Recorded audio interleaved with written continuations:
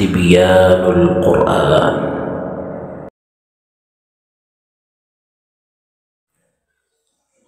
الحمد لله رب العالمين والعاقبة للمتقين والصلاة والسلام على أشرف الأنبياء والمرسلين نبينا محمد صلى الله عليه وسلم وعلى آله وأصحابه أجمعين. أما بعد، اعوذ باللہ السمیع العلیم من الشیطان الرجیم. بسم اللہ الرحمن الرحیم. ہماری سورۃ الفاتحہ الحمدللہ مکمل ہو گئی ہے. آج سورۃ البقرہ کے انشاءاللہ 3 آیات پڑھیں گے. سورۃ البقرہ، اس کا نام بقرہ کیوں رکھا گیا؟ اس کی سب سے بڑی جو وجہ ہے وہ یہ ہے کہ آگے چل کر اس کے اندر گائے کا ایک واقعہ آئے گا. اس کی وجہ سے سورۃ البقرہ اس کا نام رکھا گیا. اور سورۃ البقرہ کی فضیلت بہت ساری بے شمار احادیث کے اندر جو ہے وہ موجود ہے. اور رسول اللہ صلی اللہ علیہ وسلم نے فرمایا کہ لا تجعلوا بیوتکم مقابر، اپنے گھروں کو قبرستان نہ بناؤ. ان الشیطان ینفر من البیت الذی تقرأ فیہ سورۃ البقرہ، جس گھر کے اندر سورۃ البقرہ کی تلاوت کی جاتی ہے اس گھر سے شیطان بھاگ جاتا ہے. تو گھر کے اندر سورۃ البقرہ کی تلاوت چاہے کی جائے یا لگائی جائے، ایک ہی بات ہے، لگانی چاہیے، صبح شام لگانی چاہیے، تاکہ ہمارے گھروں سے شیطان کا جو قبضہ ہے وہ ختم ہو جائے. تو نزول کے اعتبار سے یہ سورت مدنی ہے، یعنی مدینہ کے اندر یہ نازل ہوئی ہے. اس کی یہ ابتدائی صورتوں میں سے ہے. البتہ اس کی بعض آیات حجۃ الوداع کے موقع پر نازل ہوئی. بعض علماء کے نزدیک اس میں 1000 خبر اور اسی طرح 1000 احکام اور 1000 منہیات ہیں، یعنی حرام اور ممنوع چیزیں وہ بیان کی گئی ہیں. الف لام میم، انہیں حروف مقطعات کہا جاتا ہے، یعنی علیحدہ علیحدہ پڑھے جانے والے حروف. ان کے معنی کے بارے میں کوئی بھی مستند روایت موجود نہیں ہے، لہذا یہ متشابہات میں سے ہے. واللہ اعلم بمرادہ، ان سے مراد کیا ہے یہ اللہ تبارک و تعالیٰ کی ذات سب سے زیادہ بہتر جاننے والی ہے. ہاں، البتہ یہ ہے کہ نبی صلی اللہ علیہ وسلم نے یہ ضرور فرمایا کہ جس نے اللہ کی کتاب میں سے ایک حرف پڑھا اسے اس کے بدلے میں 1 نیکی ملے گی، اور 1 نیکی جو ہے وہ 10 گنا ہے، اس کا اجر 10 گنا ہے.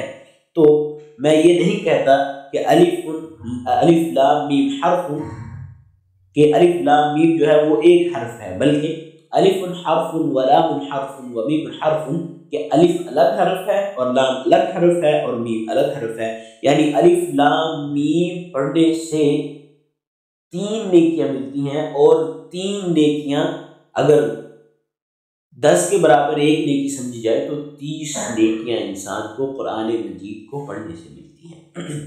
اور اس کو سمجھ کر پڑھنے سے اللہ اکبر، کہ رسول اللہ صلی اللہ علیہ وسلم نے فرمایا، میں پہلے ذکر کر چکا ہوں کہ الماہر بالقرآن مع السفرۃ الکرام البررہ، اگر اسے سمجھ کر پڑھتا ہے تو قیامت والے دن اس کی منزلت جو ہوگی، اس کا مرتبہ جو ہوگا وہ معزز ترین فرشتوں کے ساتھ ہوگا. تو یہ قرآن مجید کو سمجھ کر پڑھنا یہ بھی بہت ضروری ہے، اور اس کے اوپر مہارت حاصل ہونا یہ، اور اس کو سمجھنا ہر مومن کے لیے ضروری ہے، تاکہ وہ اپنے آپ کو دین اسلام پر چلا لے، اپنے آپ کو دین اسلام کے قابل بنا لے. تو الف لام میم یہ حروف مقطعات ہیں، ان کے معنی اللہ کے علاوہ اور کوئی نہیں جانتا. ذالک، یہ الکتاب، کتاب، لا نہیں، ریب کوئی شک، فی میں ہی اس، ہدن ہدایت ہے، للمتقین. یہ جو پہلا لام ہے یہ ہم نے الحمدللہ میں بھی پڑھا، لی کے لیے، المتقین پرہیزگار، متقی تقوی اختیار کرنے والے، ڈرنے والے. ذالک الکتاب، یہ کتاب، لا ریب فی، لا ریب نہیں ہے کوئی شک، فی ہی اس میں، ہدن للمتقین ہدایت ہے متقین کے لیے. یہ جو لفظ فی ہے آپ کو نظر آ رہا ہوگا کہ کہ اس کے آگے اور پیچھے 3 ڈاٹس لگے ہوئے ہیں، 3 ڈاٹس لگے ہیں۔ تو قرآن مجید کے حاشیے کے اندر اگر جائیں آخر کے اندر تو وہاں پر اس بات کی تفصیل ہمیں ملے گی کہ یہ ڈاٹس کا مطلب یہ ہے کہ اس کا تعلق جو ہے وہ آیت کے پچھلے حصے کے ساتھ بھی ہے اور اس کا تعلق آیت کے اگلے حصے کے ساتھ بھی ہے۔ ذالک الکتاب، یہ کتاب ہے، لا ریب فیہ، اس میں کوئی شک نہیں۔ فی کا ترجمہ کیا ہے؟ اس میں۔ فی کا ترجمہ کیا ہے؟ اس میں۔ تو اس میں کوئی شک نہیں ہے، فیہ ھدی للمتقین، اس میں ہدایت ہے متقین کے لیے۔ تو جہاں بھی یہ قرآن میں آ جائے گا اس حصے کا جو اس لفظ کا جو تعلق ہوگا وہ آیت کے پچھلے حصے سے بھی ہوگا اور آیت کے اگلے حصے سے بھی ہوگا، اور اگرچہ اس آیت کا اگلا حصہ اگلی آیت میں ہی آ جائے۔ الذین، جو لوگ، یؤمنون، وہ سب ایمان لاتے ہیں، ایمان لاتے ہیں، ایمان رکھتے ہیں، بی ساتھ، الغیبی غیب کے، و اور یقیمون وہ قائم کرتے ہیں، الصلاۃ نماز، و اور مما، یہ لفظ جو ہے نا اصل میں منما ہے، من ما، من ما، میم نون اور میم الف ما، من ما، لیکن نون جب یہ تجوید کا قاعدہ ہے کہ جب نون ساکن آ جائے اور اس کے بعد ایک اور ساکن آ جائے یا مشدد آ جائے تو وہ بیچ والا حرف نہیں پڑھا جاتا، تو مما۔ تو اگر ہم اسے کریں واو اور من سے ما، جو مما اس میں سے جو، رزقنا ہم نے رزق دیا، رزقنا یہ نون کھڑی زبر نا اور یہ نون الف نا کے ہی برابر ہوتا ہے، یعنی وہی جمع کی بات آ گئی، رزقنا ہم نے رزق دیا، ہم ان کو، ینفقون وہ سب خرچ کرتے ہیں، الذین جو لوگ، یؤمنون بالغیب غیب پر ایمان لاتے ہیں، ویقیمون الصلاۃ اور نماز کو قائم کرتے ہیں، ومما اور اس میں سے جو، رزقناہم ہم نے انہیں رزق دیا ہے، ینفقون وہ خرچ کرتے ہیں۔ ذالک الکتاب لا ریب فیہ، اس کتاب کے اللہ کی کتاب ہونے میں کوئی شک نہیں ہے۔ اس کا جو ترجمہ صحیح بنے کہ اس کتاب کے اللہ کی کتاب ہونے میں کوئی شک نہیں ہے، اور اگر لفظی ترجمہ جملے کے اعتبار سے کیا جائے تو یہ وہ کتاب ہے کہ اس میں کوئی شک نہیں ہے، یعنی اس کے منزل من اللہ ہونے میں کوئی شبہ نہیں ہے، جیسا کہ دوسرے مقام پر بھی اللہ رب العزت نے ارشاد فرمایا کہ تنزیل الکتاب لا ریب فیہ من رب العالمین، یہ کتاب اللہ رب العزت کی طرف سے نازل کی گئی ہے، اس میں کوئی شک نہیں کہ یہ رب العالمین کی طرف سے نازل کی گئی۔ تو بعض علماء نے کہا ہے کہ یہ خبر نہیں کے معنی میں ہے، یعنی تم اس میں کسی قسم کا شک نہ کرو، ذالک الکتاب لا ریب فیہ، تم اس بات میں شک ہی نہ کرو کہ یہ اللہ کی طرف سے یہ اللہ کی طرف سے نازل شدہ ہے یا نہیں ہے، یا اس کے اندر کوئی آپ کو شبہ ہو جائے، یہ آپ کو شبہ ہونا ہی نہیں چاہیے، یہ بات پکی ہے کہ اللہ کی طرف سے نازل شدہ یہ کتاب ہے، فیہ ھدی للمتقین، اس میں ہدایت ہے متقین کے لیے۔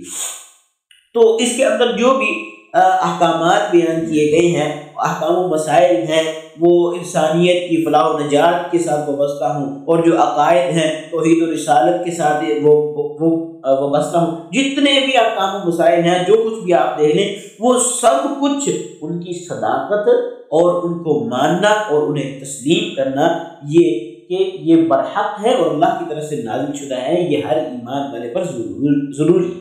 تو ہمیں اس بات میں کوئی شک نہیں ہے کہ لا ریب فیہ، اس میں کوئی شک نہیں ہے کہ یہ اللہ رب العزت کی طرف سے نازل کی گئی ہے، فیہ ھدی للمتقین، اس میں ہدایت ہے متقین کے لیے۔ ویسے تو یہ کتاب الہی تمام انسانوں کو ہدایت اور رہنمائی کے لیے نازل ہوئی ہے، لیکن اس چشمہ فیض سے سیراب صرف وہی لوگ ہوں گے جو آب حیات کے متلاشی اور خوف الہی سے سرشار ہوں گے، جو کہ اپنی زندگی کے اندر کہنے کہ دین اسلام کو لانا چاہتے ہیں اور اللہ رب العزت کا خوف رکھتے ہیں کہ اگر ہم نے دین اسلام کو نہ اپنایا تو ہم اللہ رب العزت کے غضب کا شکار ہو جائیں گے۔ تو وہ لوگ اس کو تسلیم کرتے ہیں اور پھر اسے اپنی زندگی میں لازم بنا لازم و ملزوم کر لیتے ہیں کہ ہم نے اسی کے مطابق چلنا ہے۔ جس کے دل میں مرنے کے بعد اللہ کی بارگاہ میں کھڑے ہو کر جواب دہی کا احساس اور اس کی فکر ہی نہیں ہے، اس کے اندر ہدایت کی طلب یا گمراہی سے بچنے کا جذبہ ہی نہیں ہوگا،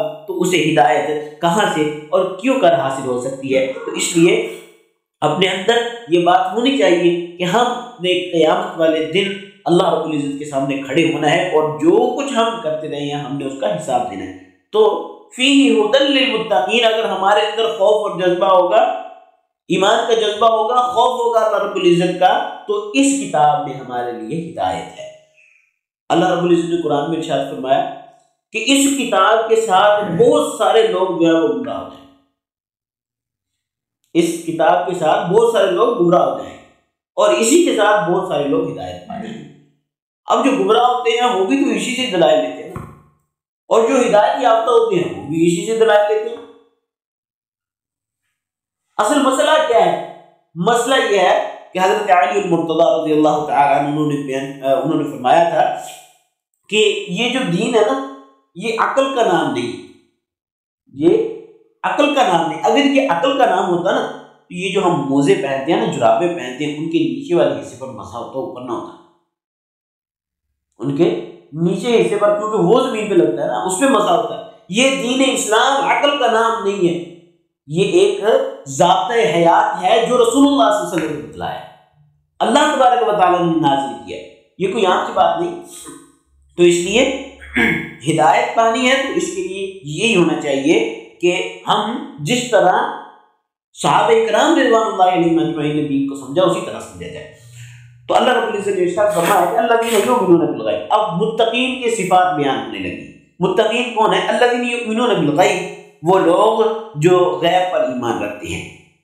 مراد وہ چیزیں ہیں جن کا ادراک عقل اور حواس سے ممکن نہیں ہے، جیسے ذات باری تعالی، وحی الہی اور جنت، دوزخ، ملائکہ، عذاب قبر اور حشر، اجساد وغیرہ۔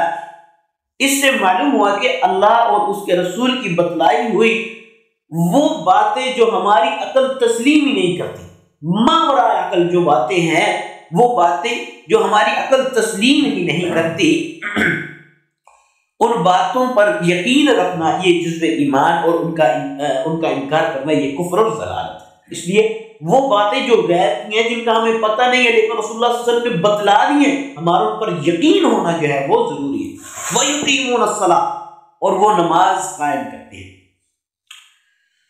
اقامت صلاۃ سے مراد پابندی نماز ہے، اور سنت نبی صلی اللہ علیہ وسلم کے مطابق نماز کا اہتمام کرنا ہے۔ وَمِمَّا رَزَقْنَاهُمْ يُنْفِقُونَ، اور اس میں سے جو ہم نے انہیں رزق دیا ہے وہ اس میں سے خرچ کرتے ہیں۔ انفاق اس کا لفظ جو ہے وہ عام ہے، یعنی جو صدقات واجبہ اور نافلہ دونوں شامل ہیں۔ اہل ایمان حسب استطاعت دونوں میں کوتاہی نہیں کرتے۔ ماں باپ اور اہل و عیال پر صحیح طریقے سے خرچ کرنا بھی اسی میں داخل ہے اور باعث اجر و ثواب ہے۔ تو یہ ایمان والوں کی نشانی ہے کہ الذین یؤمنون بالغیب، جو کہ غیب پر ایمان رکھتے ہیں، وَيُقِيمُونَ الصَّلَاةَ، اور نماز کو قائم کرتے ہیں، نماز کی پابندی کرتے ہیں، وَمِمَّا رَزَقْنَاهُمْ يُنْفِقُونَ، اور جو ہم نے انہیں رزق دیا ہے اس میں سے وہ خرچ کرتے ہیں۔ تو آگے بھی ایمان والوں کی نشانیاں جو ہے وہ بیان ہوں گی، تو انشاءاللہ الرحمن وہ ہم کل پڑھیں گے۔ اللہ رب العزت سے دعا ہے کہ اللہ رب العزت ہمیں قرآن و حدیث کو سمجھ کر عمل کی توفیق عطا فرمائے۔ سبحان ربک رب العزت عما یصفون وسلام علی المرسلین والحمد للہ رب العالمین۔